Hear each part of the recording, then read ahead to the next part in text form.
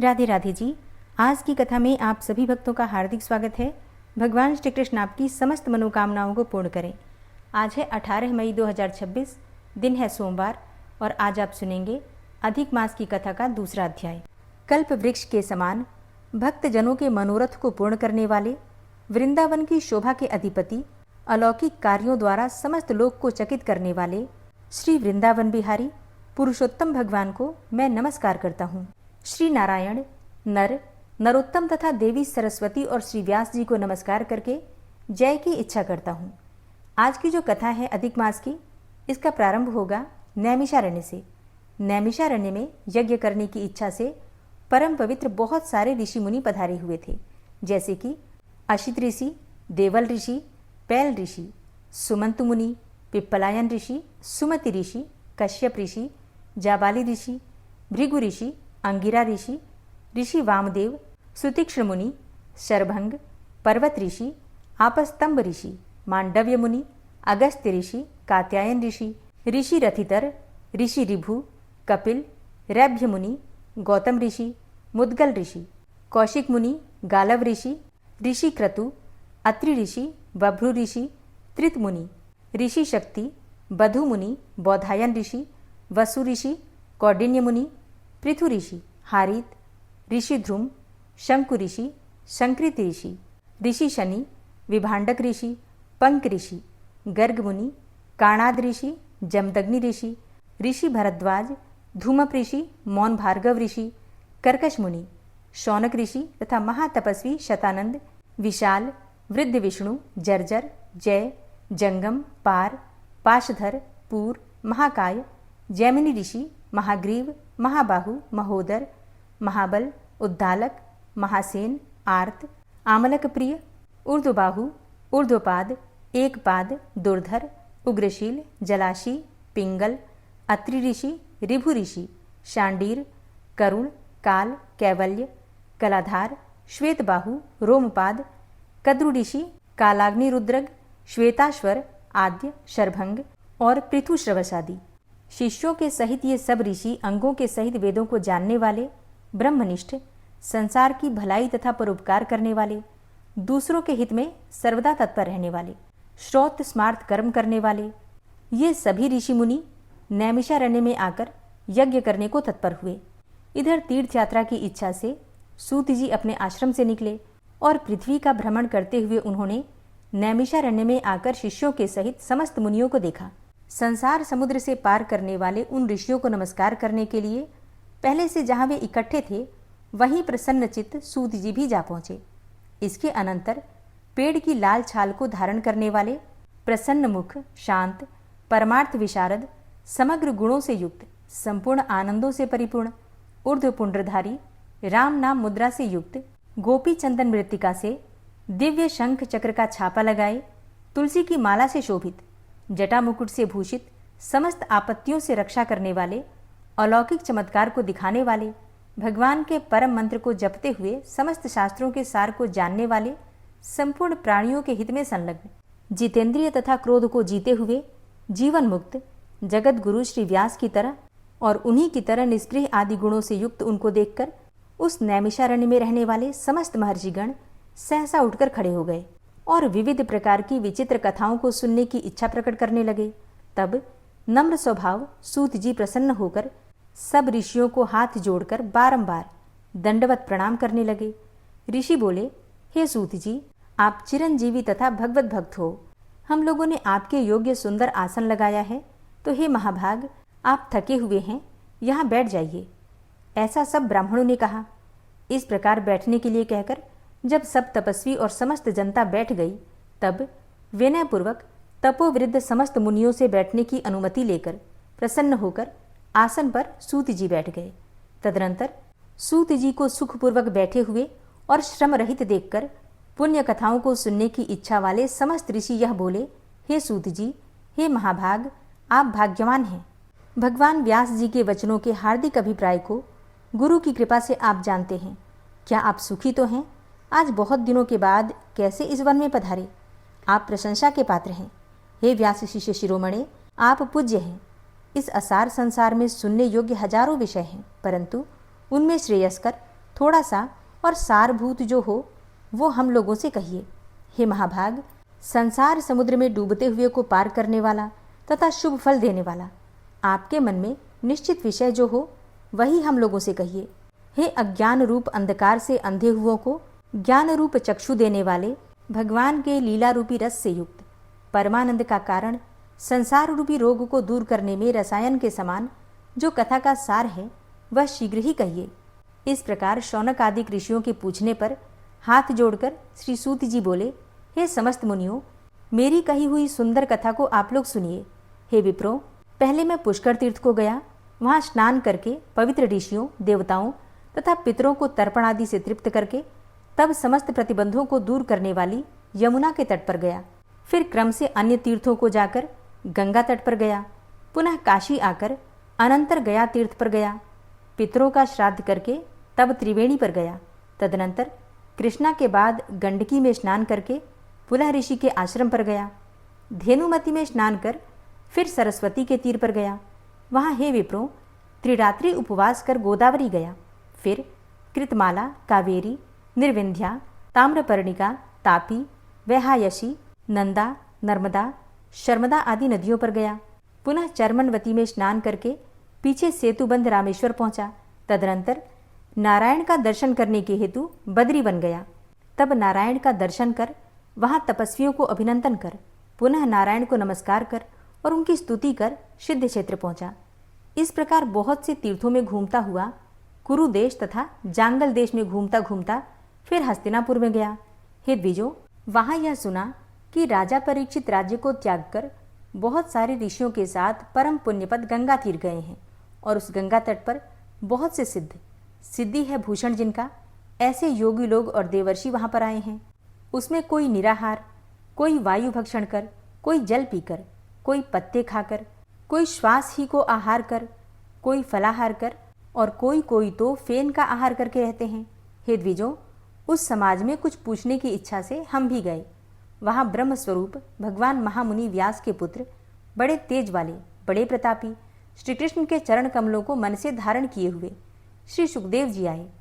उन 16 वर्ष के योगी राज, शंख की तरह कंठ वाले, बड़े लंबे चिकने बालों से घिरे हुए मुख वाले, बड़ी पुष्ट कंधों की संधि वाले, चमकती हुई कांति वाले, अवधूत रूप वाले, ब्रह्म रूप, थूकते हुए लड़कों से घिरे हुए मक्षिकाओं से जैसे मस्त हस्ती घिरा रहता है, उसी प्रकार धूल हाथ में ली हुई स्त्रियों से घिरे हुए सर्वांग धूल रमाए महामुनि शुकदेव को देखकर सब मुनि प्रसन्नतापूर्वक हाथ जोड़कर सहसा ही उठकर खड़े हो गए।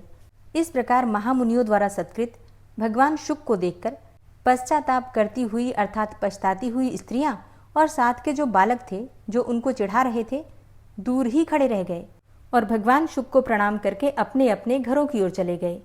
इधर मुनि लोगों ने शुकदेव के लिए बड़ा ऊंचा और उत्तम आसन बिछाया। उस आसन पर बैठे हुए भगवान शुक को कमल की कर्णिका को जैसे कमल के पत्ते घेरे रहते हैं, उसी प्रकार मुनि लोग उनको घेर कर बैठ गए। यहाँ बैठे हुए ज्ञान रूप महासागर के चंद्रमा भगवान महामुनि व्यास जी के पुत्र शुकदेव ब्राह्मणों द्वारा की हुई पूजा को धारण कर तारा गणों से घिरे हुए चंद्रमा की तरह शोभा पा रहे थे।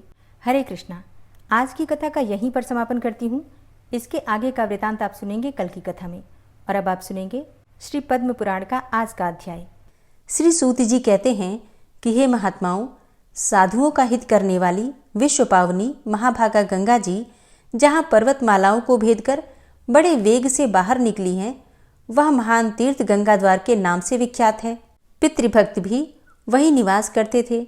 ये ज्ञान का उपदेश सुनने की इच्छा से बहुत दिनों से महापुरुषों के नियम का पालन करते थे। स्वाध्याय और तर्पण के द्वारा देवताओं और पितरों की तृप्ति तथा अपने शरीर का शोषण करते हुए भीष्म जी के ऊपर भगवान ब्रह्मा बहुत प्रसन्न हुए। वे अपने पुत्र मुनिश्रेष्ठ पुलस्त्य जी से इस प्रकार बोले, बेटा, तुम कुरुवंश का भार वहन करने वाले वीरवर, जिन्हें भीष्म भी कहते हैं, उनके समीप जाओ, उन्हें तपस्या से निवृत्त करो और इसका कारण भी बतलाओ। महाभाग भीष्म अपनी पितृभक्ति के कारण भगवान का ध्यान करते हुए गंगा द्वार में निवास करते हैं। उनके मन में जो जो कामना हो उसे शीघ्र ही पूर्ण करो, विलंब नहीं होना चाहिए। पितामह का यह वचन सुनकर मुनिवर पुलस्त्य जी गंगा द्वार में आए और भीष्म जी से इस प्रकार बोले, हे वीर, तुम्हारा कल्याण हो। तुम्हारे मन में जो भी इच्छा हो उसके अनुसार कोई वर मांगो। तुम्हारी तपस्या से साक्षात भगवान ब्रह्मा जी प्रसन्न हुए हैं और उन्होंने ही मुझे यहाँ भेजा है। मैं तुमको मनोवांछित वर दूंगा। पुलस्त जी का यह वचन मन और कान दोनों को सुख पहुंचाने वाला था। उसे सुनकर भीष्म ने आंखें खोल दी और देखा कि पुलस्त जी सामने खड़े हैं। उन्हें देखते ही भीष्म जी उनके चरणों पर गिर पड़े। उन्होंने अपने संपूर्ण शरीर से पृथ्वी का स्पर्श करते हुए उन मुनिश्रेष्ठ को साष्टांग प्रणाम किया और कहा, हे भगवान, आज तो मेरा जन्म सफल हो गया। यह दिन बहुत ही सुंदर है क्योंकि आज आपके विश्वन्य चरणों का मुझे दर्शन प्राप्त हुआ है। आज आपने दर्शन दिया और विशेषतः मुझे वरदान देने के लिए गंगा जी के तट पर पदार्पण किया। इतने से ही मुझे अपनी तपस्या का सारा फल मिल गया। यह कुश की चटाई है। इसे मैंने अपने हाथों से बनाया है और जहाँ तक हो सका है इस बात का भी प्रयत्न किया है कि यह बैठने वाले के लिए आराम देने वाली हो। अतः आप इस पर विराजमान हो। और यह पलाश के दोने में अर्घ्य प्रस्तुत किया है। इसमें दूब, चावल, फूल, कुश, सरसों, दही, शहद, जौ और दूध भी मिले हुए हैं। प्राचीन काल के ऋषियों ने यह अष्टांग अर्घ्य ही अतिथि को अर्पण करने योग्य बतलाया है। अमित तेजस्वी भीष्म के ये वचन सुनकर ब्रह्मा जी के पुत्र पुलस्त मुनि कुशासन पर बैठ गए और उन्होंने बड़ी प्रसन्नता के साथ पाद्य और अर्घ्य स्वीकार किया। भीष्म जी के शिष्टाचार से उन्हें बड़ा संतोष हुआ। वे प्रसन्न होकर बोले, हे महाभाग, तुम सत्यवादी, दानशील और सत्य प्रतिज्ञ राजा हो। तुम्हारे अंदर लज्जा, मैत्री और क्षमा आदि सद्गुण शोभा पा रहे हैं। तुम अपने पराक्रम से शत्रुओं का दमन करने में समर्थ हो। साथ ही धर्मज्ञ, कृतज्ञ, दयालु, मधुरभाषी और सम्मान के योग्य पुरुषों को सम्मान देने वाले, विद्वान, ब्राह्मण भक्त तथा साधुओं पर स्नेह रखने वाले हो। हे वत्स, तुम प्रणाम पूर्वक मेरी शरण में आए हो। अतः मैं तुम पर बहुत प्रसन्न हूँ। तुम जो चाहो पूछो, मैं तुम्हारे प्रत्येक प्रश्न का उत्तर दूंगा।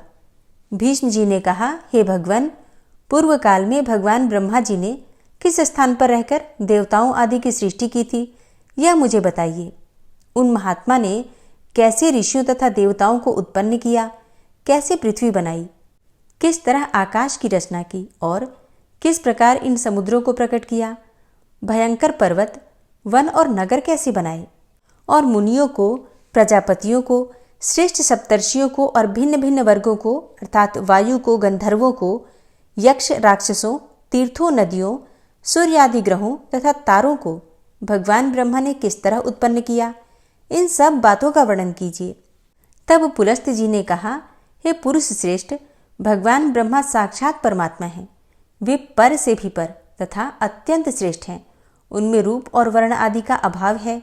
वे यद्यपि सर्वत्र व्याप्त हैं तथापि ब्रह्म रूप से इस विश्व की उत्पत्ति के कारण विद्वानों के द्वारा ब्रह्मा कहलाते हैं।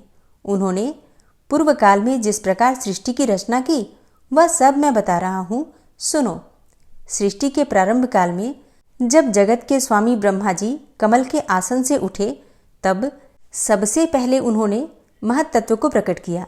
फिर महत्तत्व से वैकारिक अर्थात सात्विक, तेजस अर्थात राजस तथा भूतादि रूप तामस, 3 प्रकार का अहंकार उत्पन्न हुआ जो कर्मेंद्रिय सहित 5 ज्ञानेंद्रियों तथा पंचभूत का कारण है। पृथ्वी, जल, तेज, वायु और आकाश, ये 5 भूत हैं। इनमें से एक एक के स्वरूप का क्रमशः वर्णन करता हूँ। भूतादि नामक तामस अहंकार ने विकृत होकर शब्द तन्मात्रा को उत्पन्न किया। उससे शब्द गुणा वाले आकाश का प्रादुर्भाव हुआ। भूतादि अर्थात तामस अहंकार ने शब्द तन्मात्रा रूप आकाश को सब ओर से आच्छादित किया। तब शब्द तन्मात्रा रूप आकाश ने विकृत होकर स्पर्श तन्मात्रा की रचना की। उससे अत्यंत बलवान वायु का प्राकट्य हुआ जिसका गुण स्पर्श माना गया है। तदनंतर आकाश से आच्छादित होने पर वायु तत्व में विकार आया और उसने रूप तन्मात्रा की रचना की। वह वायु से अग्नि के रूप में प्रकट हुई। रूप उसका गुण कहलाता है। तत्पश्चात स्पर्श तन्मात्रा वाले वायु ने रूप तन्मात्रा वाले तेज को सब ओर से आवृत किया। इससे अग्नि तत्व ने विकार को प्राप्त होकर रस तन्मात्रा को उत्पन्न किया। उससे जल की उत्पत्ति हुई, जिसका गुण रस माना गया है। फिर रूप तन्मात्रा वाले तेज ने रस तन्मात्रा रूप जल तत्व को सब ओर से आच्छादित किया। इससे विकृत होकर जल तत्व ने गंध तन्मात्रा की सृष्टि की, जिससे यह पृथ्वी उत्पन्न हुई। पृथ्वी का गुण गंध माना गया है। इंद्रियां तेजस कहलाती हैं, क्योंकि वे राजस अहंकार से प्रकट हुई हैं। इंद्रियों के अधिष्ठाता 10 देवता वैकारिक कहे गए हैं, क्योंकि उनकी उत्पत्ति सात्विक अहंकार से हुई है। इस प्रकार इंद्रियों के अधिष्ठाता 10 देवता और 11वां मन, ये वैकारिक माने गए हैं। त्वचा, चक्षु, नासिका, जिह्वा और श्रोत्र, ये 5 इंद्रियां शब्दादि विषयों का अनुभव कराने के साधन हैं। अतः इन 5 को बुद्धि युक्त अर्थात ज्ञानेंद्रिय कहते हैं। गुदा, उपस्थ, हाथ, पैर और वाक, ये क्रमशः मल त्याग, मैथुन जनित सुख, शिल्प निर्माण अर्थात हस्त कौशल, गमन और शब्दोच्चारण इन कामों में सहायक हैं। इसलिए इन्हें कर्मेंद्रिय माना गया है। वीर, आकाश, वायु, तेज, जल और पृथ्वी, वे क्रमशः शब्दादि उत्तरोत्तर गुणों से युक्त हैं। अर्थात आकाश का गुण शब्द, वायु के गुण शब्द और स्पर्श, तेज के गुण शब्द, स्पर्श और रूप, जल के शब्द, स्पर्श, रूप और रस तथा पृथ्वी के शब्द, स्पर्श, रूप, रस एवं गंध, ये सभी गुण हैं। अर्थात सुख, दुख और मोह से युक्त हैं। अतः ये विशेष कहलाते हैं। ये 5 भूत अलग अलग रहने पर भी भिन्न भिन्न प्रकार की शक्तियों से संपन्न हैं। अतः परस्पर संगठित हुए बिना, पूर्णतया मिले बिना ये प्रजा की सृष्टि करने में समर्थ न हो सके। इसलिए परम पुरुष परमात्मा ने संकल्प के द्वारा इनमें प्रवेश किया। फिर तो महत्तत्व से लेकर विशेष पर्यंत सभी तत्व पुरुष द्वारा अधिष्ठित होने के कारण पूर्ण रूप से एकत्व को प्राप्त हुए। इस प्रकार परस्पर मिलकर तथा एक दूसरे का आश्रय लेकर उन्होंने अंड की उत्पत्ति की। भीष्म जी उस अंड में ही पर्वत और द्वीप आदि के सहित समुद्र, ग्रहों और तारों सहित संपूर्ण लोक तथा देवता, असुर और मनुष्य सहित समस्त प्राणी उत्पन्न हुए हैं। वह अंड पूर्व पूर्व की अपेक्षा 10 गुने अधिक जल, अग्नि, वायु, आकाश और भूतादि अर्थात तामस अहंकार से आवृत है। भूतादि महतत्व से घिरा है तथा इन सबके सहित महतत्व भी अव्यक्त अर्थात प्रधान या फिर मूल प्रकृति के द्वारा आवृत है। भगवान विष्णु स्वयं ही ब्रह्मा होकर संसार की सृष्टि में प्रवृत्त होते हैं तथा जब तक कल्प की स्थिति बनी रहती है तब तक वे ही युग युग में अवतार धारण करके समूची सृष्टि की रक्षा करते हैं। वे विष्णु सत्वगुण धारण किए रहते हैं। उनके पराक्रम की कोई सीमा नहीं है। हे राजेंद्र, जब कल्प का अंत होता है तब वे ही अपना तमह प्रधान रौद्र रूप प्रकट करते हैं और अत्यंत भयानक आकार धारण करके संपूर्ण प्राणियों का संहार करते हैं। इस प्रकार सब भूतों का नाश करके संसार को एकार्णव के जल में निमग्न करके वे सर्वरूपधारी भगवान स्वयं शेषनाग की शैया पर शयन करते हैं। फिर जागने पर ब्रह्मा का रूप धारण करके वे नए सिरे से संसार की सृष्टि करने लगते हैं। इस तरह एक ही भगवान जनार्दन सृष्टि पालन और संहार करने के कारण ब्रह्मा, विष्णु तथा शिव नाम धारण करते हैं। वे प्रभु सृष्टा होकर स्वयं अपनी ही सृष्टि करते हैं, पालक होकर पालनीय रूप से अपना ही पालन करते हैं और संहारकारी होकर स्वयं अपना ही संहार करते हैं। पृथ्वी, जल, तेज, वायु और आकाश सब वे ही हैं, क्योंकि अविनाशी विष्णु ही सब भूतों के ईश्वर और विश्वरूप हैं। इसलिए प्राणियों में स्थित सर्ग आदि भी उन्हीं के सहायक हैं। हरे कृष्णा। आज की कथा का यहीं पर समापन करते हैं। इसके आगे का वृतांत आप कल की कथा में सुनेंगे। कमेंट बॉक्स में ज़रूर बताइए कि आपको आज की वीडियो कैसी लगी। अच्छी लगी हो तो लाइक कीजिए, शेयर कीजिए और इसके साथ ही कमेंट बॉक्स में राधे राधे ज़रूर लिखिए।